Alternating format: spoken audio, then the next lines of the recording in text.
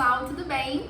No vídeo de hoje a gente vai falar sobre o transtorno obsessivo compulsivo, o famoso TOC, que ao contrário do que muitas pessoas pensam, não é um transtorno tão incomum assim. Na verdade, o TOC ele tem uma prevalência, uma frequência relativamente alta na população em geral, atinge aí cerca de quase 2% da população mundial, então é um número expressivo, porém, por ser um transtorno muito heterogêneo, com uma possibilidade de sintomas muito vasta, acaba sendo um transtorno subdiagnosticado. E aí tudo isso, junto com a falta de informação, com o fato desse transtorno ainda ser muito pouco falado, as pessoas acabam não reconhecendo adequadamente os sintomas obsessivo-compulsivos, o que faz com que muitos pacientes passem anos da sua vida sem saber que tem TOC e, claro, isso dificulta muito o tratamento. Então, esse era um vídeo que eu já estava querendo fazer há algum tempo pra gente falar sobre as características do TOC e entender esse transtorno mais a fundo, e é exatamente isso que a gente vai fazer no vídeo de hoje.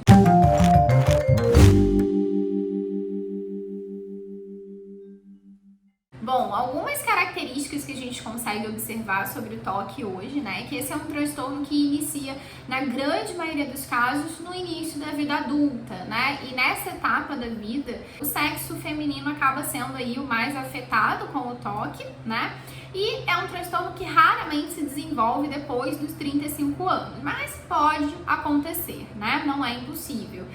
Porém, é raro, né, normalmente o TOC ele tem um início relativamente precoce, né, como a gente falou aí, a maioria dos casos no início da vida adulta. Porém, cerca aí de 1/4 dos casos, né, 25% dos casos, podem iniciar antes dos 14 anos. E esse também é um dado importante sobre TOC, porque muitas crianças e adolescentes apresentam TOC, né, e podem iniciar os sintomas ainda nos anos iniciais de vida. E aí, nesse caso, né, na infância, na adolescência, o sexo masculino acaba sendo o mais afetado, tá? Então, esses são alguns dados gerais sobre o TOC, né?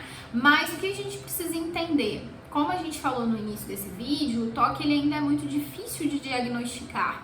E existe um fator no TOC que eu considero assim que talvez seja a principal dificuldade para esse diagnóstico, que é o fato dos sintomas obsessivo-compulsivos serem identificados, serem interpretados pelo paciente e às vezes até pela família, porque entra um fator aí que a gente conhece como acomodação familiar.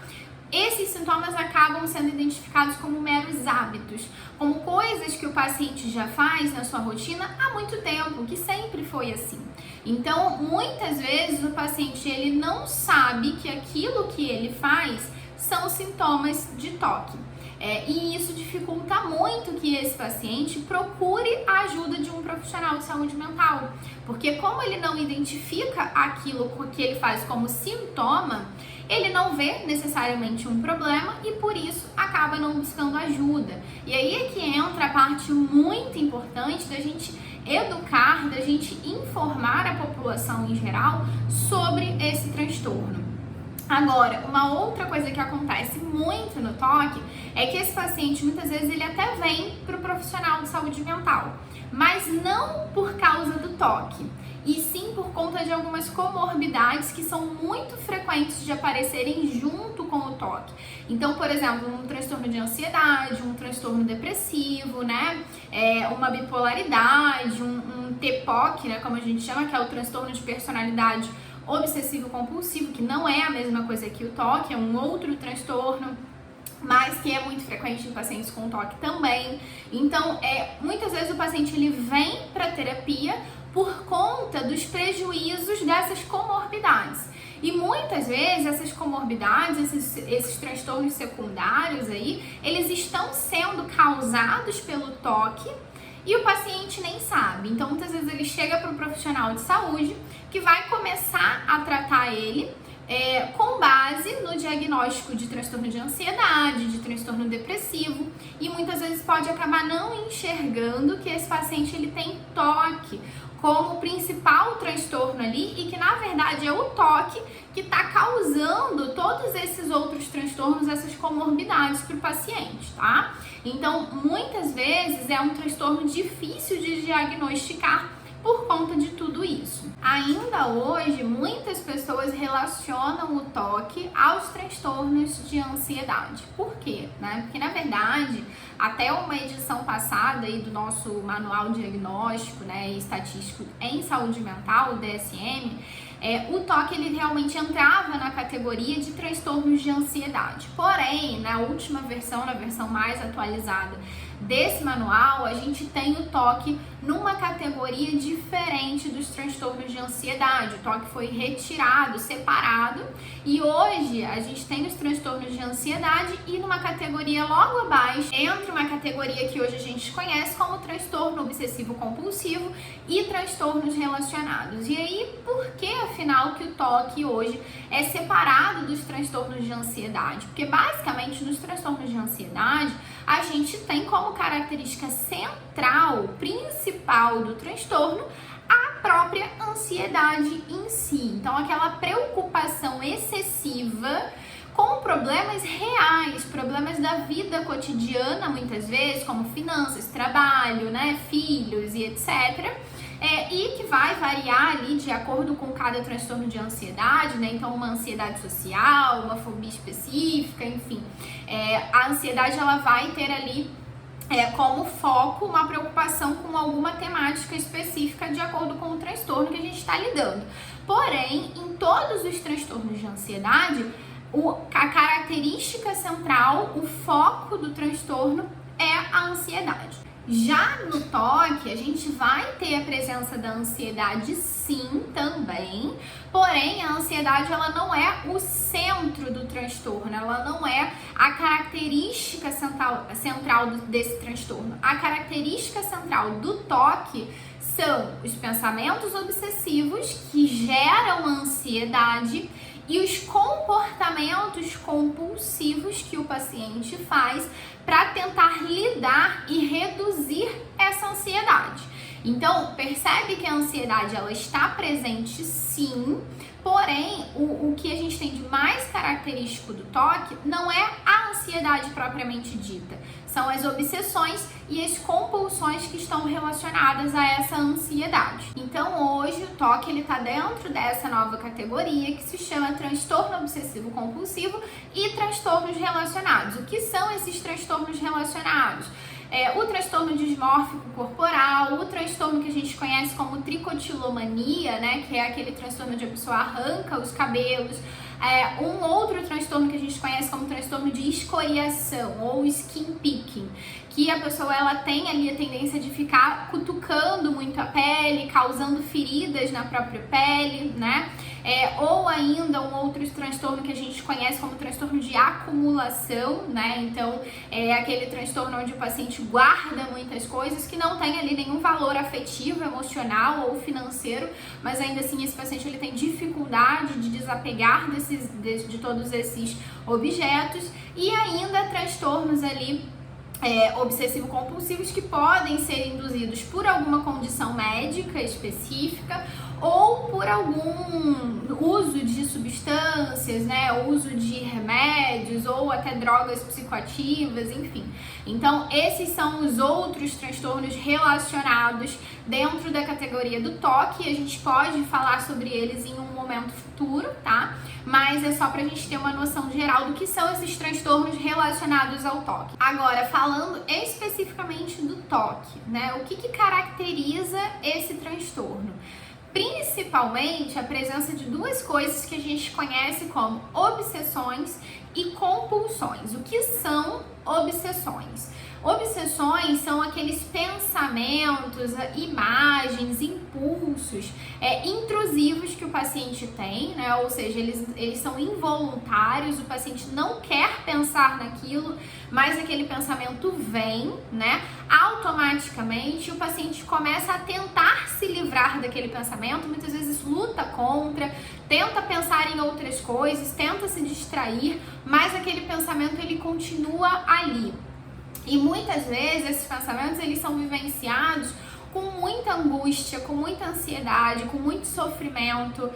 Muitas vezes são pensamentos de conteúdos altamente incômodos. Então, por exemplo, o paciente com toque de limpeza, ele é um paciente que pode estar constantemente pensando se ele tocar aqui nessa mesa, será que ele vai se contaminar? Será que ele vão ter germes, bactérias aqui que vão transmitir alguma doença? Ou se ele tocar em uma mancha em um banheiro público, será que ele pode contrair HIV? Muitas vezes são pensamentos que, diferentemente da ansiedade, como a gente falou, né, às vezes são pensamentos na ansiedade que são reais, são temas cotidianos que geram preocupação.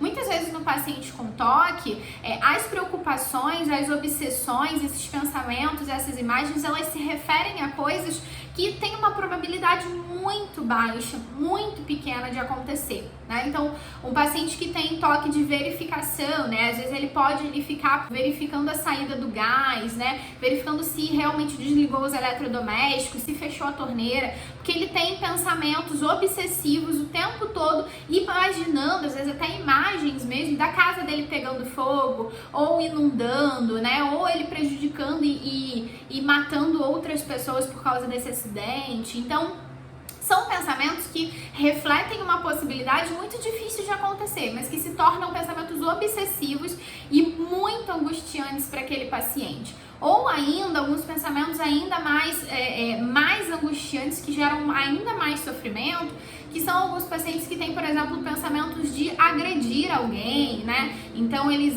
começam a ter ali imagens mentais dele dando um soco, ou atropelando, ou abusando sexualmente de alguém, né? E ele começa a ficar muito angustiado com aquilo, se perguntando se ele realmente é capaz de fazer aquilo. As obsessões do toque são esses pensamentos intrusivos, muito angustiantes e normalmente egodistônicos, né? Então, no caso desses pacientes, desse último exemplo que eu citei, né, normalmente são coisas que vão contra os valores daquela pessoa, coisas que dificilmente ela seria capaz de fazer, mas que começam a gerar muito sofrimento, porque esse paciente ele já não consegue se livrar desses pensamentos, dessas obsessões e etc. Agora, uma coisa que é importante a gente falar aqui é que talvez você esteja assistindo esse vídeo e pense, nossa, eu já tive esse tipo de pensamento. Mas é importante a gente ressaltar que esses pensamentos, eles são comuns a todas as pessoas. A maioria das pessoas tem pensamentos intrusivos em algum momento, seja qual for o conteúdo desses pensamentos, tá? Porém, o que a gente precisa entender? No paciente com toque, esses pensamentos intrusivos, que são comuns a todas as pessoas, eles são avaliados de uma forma errônea, eles têm uma interpretação errônea sobre esses pensamentos. Então, um indivíduo que não tem toque, normalmente, se ele tem um pensamento intrusivo, como esses que a gente citou, ou qualquer outro, ele vai se conscientizar daquilo e rapidamente ele vai dizer, nossa, por que eu pensei isso? Que bobagem, deixa isso pra lá, que pensamento estranho, esquisito. E ele vai se livrar daquele pensamento, né? Ele vai entender que é algo, enfim, simplesmente mirabolante que passou pela cabeça dele, algo meio esquisito, mas tá tudo bem, né? Agora, o paciente com toque, ele tem algumas crenças disfuncionais que a gente observa em relação a esses pensamentos.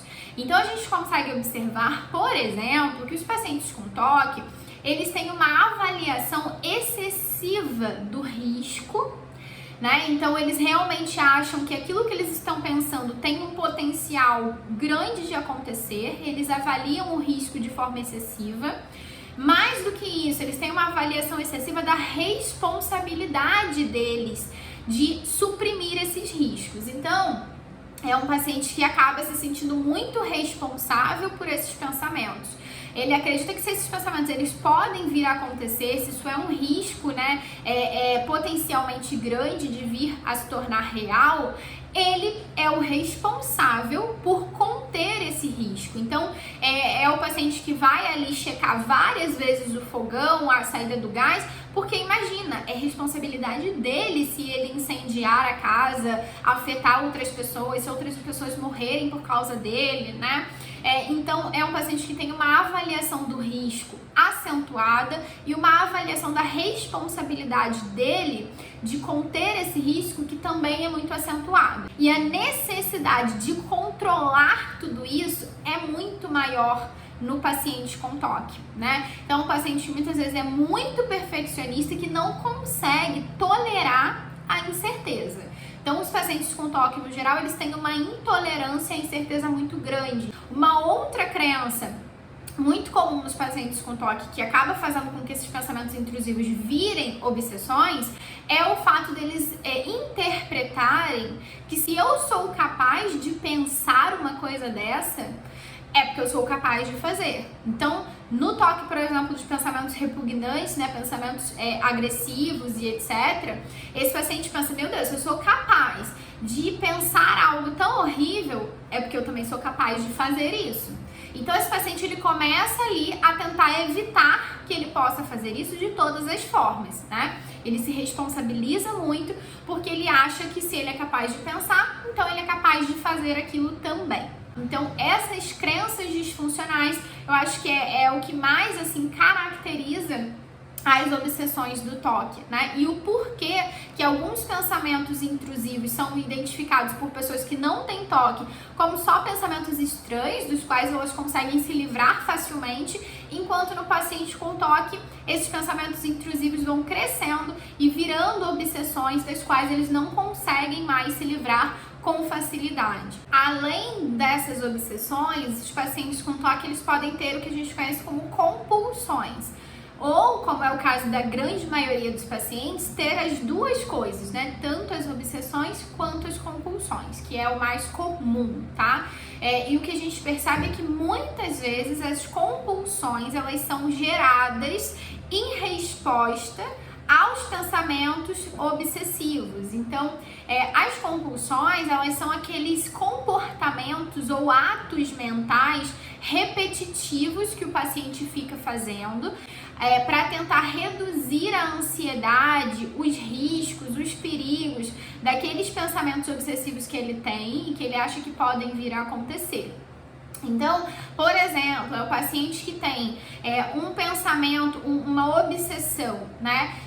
Com uma imagem de um familiar morrendo. E aí ele conta de 1 até 21 para reduzir a ansiedade e de alguma forma neutralizar aquele perigo, aquele risco que ele acha que existe, né?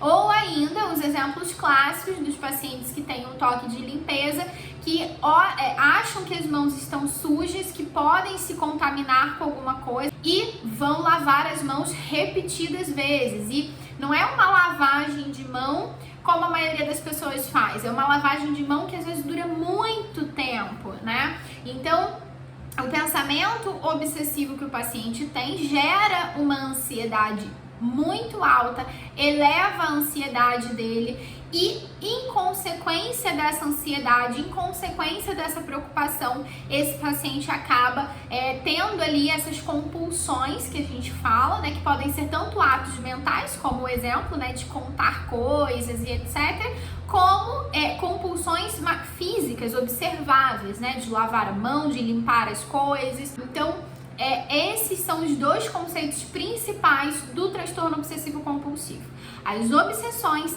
e as compulsões. Lembrando que o paciente ele pode ter só obsessões ou só compulsões, mas na grande maioria dos casos a gente observa que existem as duas coisas, né? Então, normalmente, o paciente ele tem uma obsessão que eleva a ansiedade dele, faz com que ele fique muito apreensivo, muito ansioso, angustiado, e aí ele pratica algum ato mental ou algum comportamento repetitivo ou evita alguma situação para fazer com que aquela ansiedade, aquele pensamento obsessivo diminua. Porém, o que acontece é que cada vez que esse paciente tem essas compulsões, ele reforça esse ciclo. Tanto as obsessões quanto as compulsões, elas começam a ficar cada vez mais frequentes, né? Então, o paciente, ao longo do tempo, ele pratica aquela compulsão e um curto período de tempo depois, ele já tá com a obsessão de novo, e aí ele já quer praticar aquele ato de novo.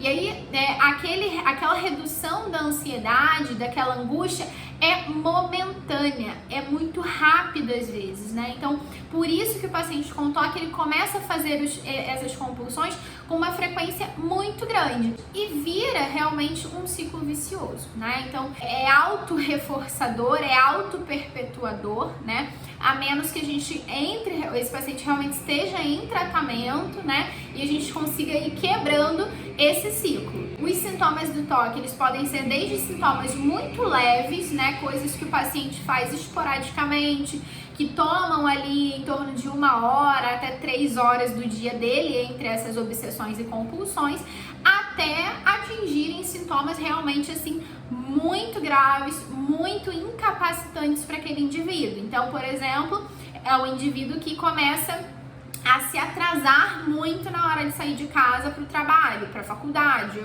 ou para encontrar os amigos. Por quê? Porque ele tem que verificar várias vezes a torneira, ou o gás, ou os botões dos eletrodomésticos, se a porta está trancada mesmo. Às vezes é o paciente que sai e fica na dúvida e volta para conferir se fez aquilo mesmo. Então, toda essa dinâmica, né, gera algumas coisas que a gente conhece como uma lentidão obsessiva. Então, o paciente, às vezes, ele faz as coisas muito devagar, para ter certeza, porque além dessa lentidão obsessiva, há um perfeccionismo muito grande.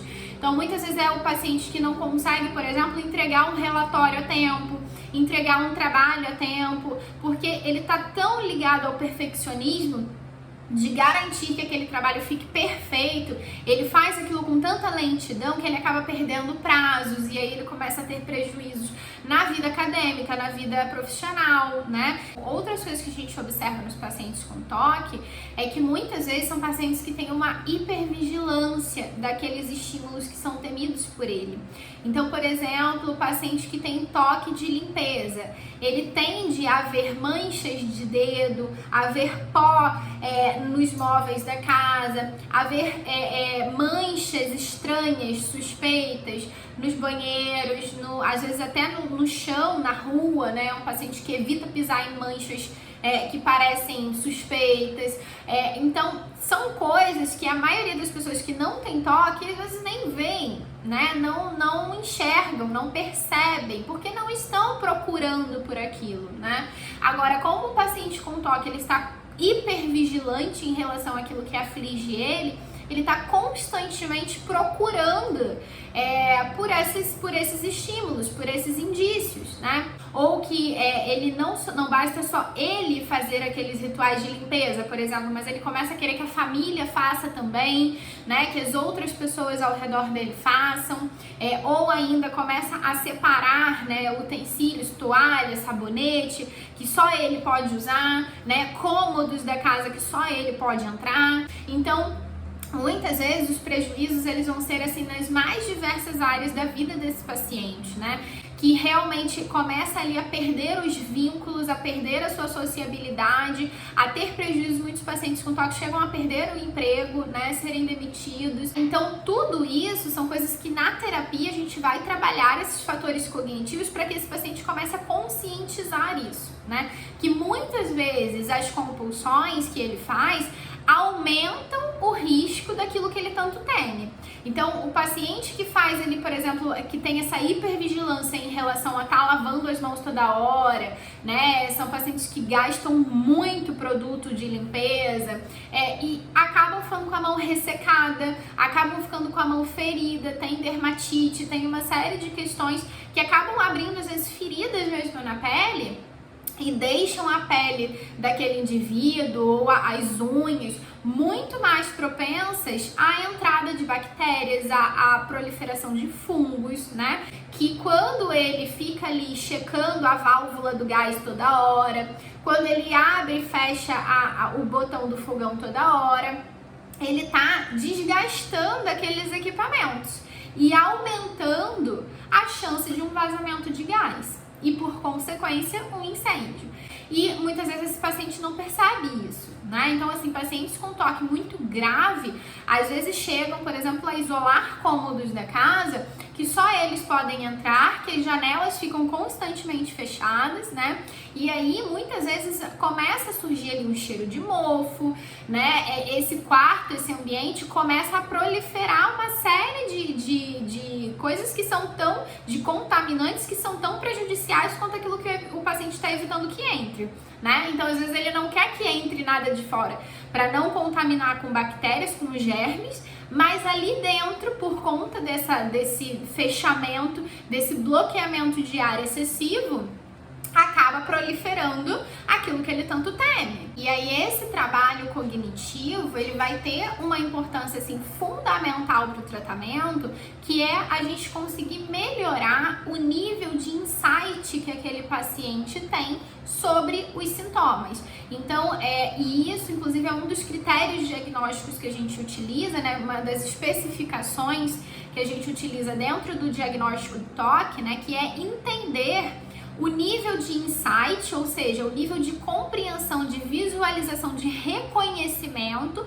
que esse paciente tem em relação aos próprios sintomas que ele apresenta, tá? Então, às vezes a gente tem pacientes que têm um insight bom, né? Que tem um insight ali razoável, né? Que ele reconhece que provavelmente aquilo tem uma chance pequena de acontecer, embora angustie muito ele, né? Outros pacientes podem ter ali um insight que a gente chama como um insight pobre, né? Então, esse insight empobrecido, o paciente ele já não consegue reconhecer tanto assim os sintomas, né? Ele realmente acha que tem uma probabilidade relativamente alta de que aquilo realmente aconteça, né? Ou ainda, a gente tem ali realmente um paciente que está num nível de insight praticamente nulo, né? Então é um insight inexistente, às vezes chega a ter ali crenças delirantes sobre os sintomas, né? Então ele realmente acha e acredita completamente, né, de que é super possível que aquelas coisas aconteçam. Ele está muito convencido de que aquilo é um perigo real. Tá? Então, esse nível de insight ele pode variar com a gravidade do transtorno, né? E todo esse trabalho cognitivo que a gente vai fazendo, né? Mostrando para o paciente que ele está se colocando mais ainda em risco, pedindo para que ele avalie outras pessoas que não têm o toque, porque muitas vezes o paciente com toque ele já faz aquilo tudo há tanto tempo que ele está sem parâmetro, ele não consegue distinguir que aquilo que ele faz não é comum a todas as pessoas, né? Não é uma atitude numa proporção e numa frequência adequada. Então, para a gente devolver esses parâmetros para o paciente, uma das técnicas cognitivas que a gente usa é justamente pedir para que ele compare como que outras pessoas que não têm toque reagem nessas situações, né? Quanto tempo as outras pessoas levam nessas funções, por exemplo, de escovar os dentes, de tomar banho, de lavar o cabelo, de lavar as mãos e etc, né? Então, tudo isso são coisas que a gente vai ali tentando conscientizar com esse paciente, é todo um trabalho cognitivo para a gente conseguir que esse paciente ele desenvolva, ele aumente o seu nível de insight. Além de especificar esse nível de insight do paciente, a gente também vai especificar se esse é um paciente que tem ou já teve em algum momento da vida um transtorno de tique, né? Então, se esse paciente já apresentou tiques em algum momento. Então, normalmente são mais comuns no sexo masculino, né? Esses tiques. E cerca de 30% dos pacientes que têm toque apresentaram ou apresentam o tique motor em algum momento da vida, tá? Então, por isso, a gente precisa especificar aí se esse paciente já teve ou tem algum tipo de tique, tá? E aí, com relação aos tiques motores, né, esse paciente ele pode ficar piscando os olhos, fazer movimentos com a boca, né, ou esticando e encolhendo os ombros, por exemplo, né, virando a cabeça, tem ali uma imitação, às vezes, do movimento de outras pessoas ao redor, né, às vezes o paciente faz alguns gestos até assim de conotação sexual obscena, que é um pouco constrangedor, né? Agora, alguns tiques vocálicos, o paciente ele também pode falar ali algumas obscenidades, né? Falar ali coisas ofensivas em relação à imagem, à aparência das outras pessoas, injúrias ali religiosas, étnicas, raciais, né? Quanto à sexualidade das pessoas também. Outros pacientes podem ter ali tiques, né, de repetir ali palavras, né? Então, as últimas palavras ou frases que ele ouviu, ele ficar repetindo, que é o que a gente conhece como ecolalia, né? Que acabou ficando muito conhecido entre o espectro do autismo, né? mas é bem comum nos tiques também, essa ecolalia, ou ainda ficar ali repetindo, reproduzindo os sons dele mesmo, né, dele próprio, as palavras que ele mesmo fala, e em algumas situações ficar ali pigarreando, né, limpando a garganta, fungando demais o nariz, ou ainda até produzindo ali alguns sons que não são necessariamente palavras, são como se fossem uns grunhidos, né, uns sons assim aleatórios que não são a verbalização comum na comunicação humana, né? Então, tudo isso são exemplos de tiques motores e tiques vocálicos, né? A gente tem alguns transtornos relacionados a isso que são separados, diferentes do toque, né? Esse pode ser um transtorno à parte, mas nos pacientes com toque existe uma frequência relativamente alta. E muitas vezes são tiques que geram, como a gente pôde relatar aqui, vocês podem imaginar, que geram muito constrangimento para o indivíduo, né? E geram um prejuízo social, porque acaba afastando as pessoas, né? Porque às vezes eles podem falar coisas e fazer coisas que ofendem as outras pessoas, né? E uma coisa que é importante a gente conscientizar é que nem sempre esse paciente ele tem controle 100% desse tique, né? Então, muitas vezes são pacientes que conseguem controlar ali por um tempo, alguns conseguem controlar mais, outros conseguem controlar menos, mas de modo geral, esses tiques eles só são controláveis dentro de um determinado período de tempo para aquele indivíduo, né? E depois eles acabam falando ou fazendo de novo, né? Então, muitas vezes não é algo que está no controle do paciente, né? E isso é importante a gente conscientizar. Então, é importante que a gente também se informe, né? Para que a gente não caia na ignorância, às vezes, de achar que essas pessoas estão fazendo aquilo de propósito ou para ofender alguém. Então, esses são os principais critérios diagnósticos do toque, né? A presença das obsessões ou das compulsões, ou de ambas juntas, né? Ali o tempo que aqueles sintomas estão roubando daquele paciente, né? Quanto tempo do dia o paciente gasta com essas obsessões e essas compulsões, o prejuízo que isso está causando para ele, né? O fato desses sintomas eles não podem ser melhor explicados por alguma outra condição médica, por uso de substâncias, de medicações diversas, né? E há nenhum outro transtorno mental também que justifique melhor esses sintomas. Então, esses são os critérios para a gente diagnosticar um paciente com toque, tá?